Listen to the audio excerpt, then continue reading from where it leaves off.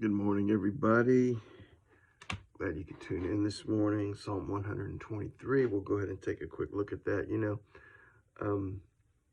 So this psalm is not about, it's written by, I believe, a person. They're having a tough time in life. They're not prosperous. They don't feel blessed. They are traveling to Jerusalem. Again, this is another one of those ascent psalms.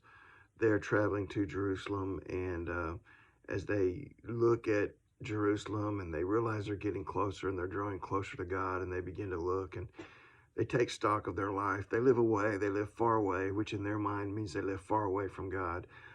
They probably are not experiencing the blessings of God. Life is tough. They might even be out there where, well, actually they are. We'll see at the end where they are looked down upon and oppressed and treated badly because of the circumstances of their life. And so they say, as they approach, they say, "Unto you I lift up my eyes, O you who dwell in the heavens.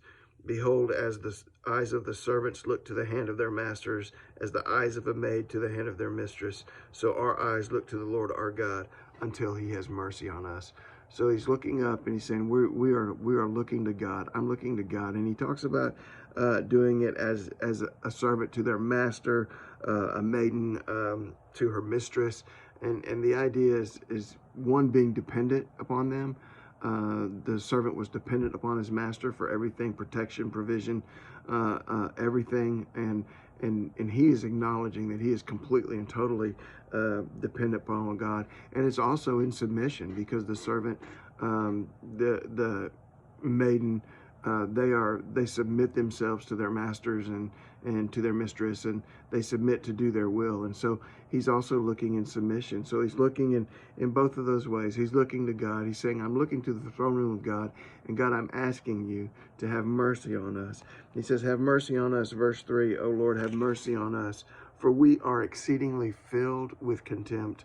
Our soul is exceedingly filled with the scorn of those who are at ease, with the contempt of the proud.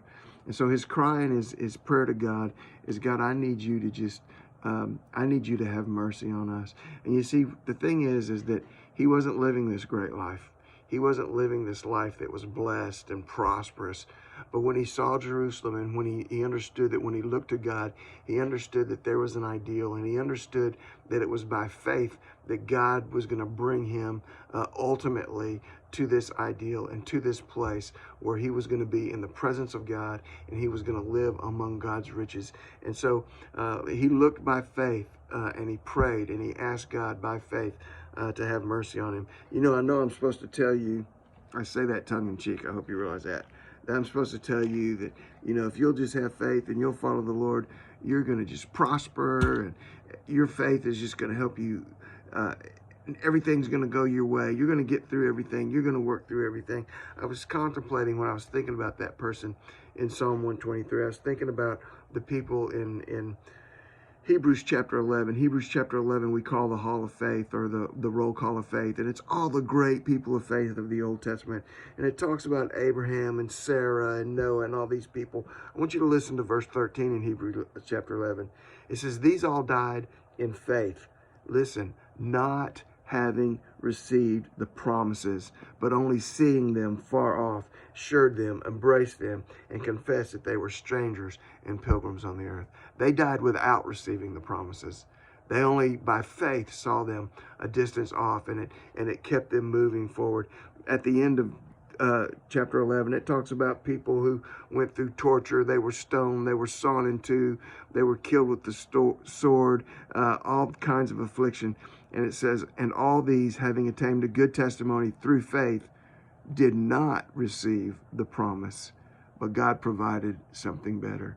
Listen, it's by faith that we understand that we're just pilgrims in this land. It's by faith that we understand that our reward is not in this world. It's by faith that we understand that what we are really looking forward to and what we are really desiring is not going to be found on this earth. It's going to be found in the presence of God. And so by faith, we lift up our eyes to God. We lift up our eyes and we cry out to him and ask him to have mercy on us. God bless y'all today. Get out there in faith today.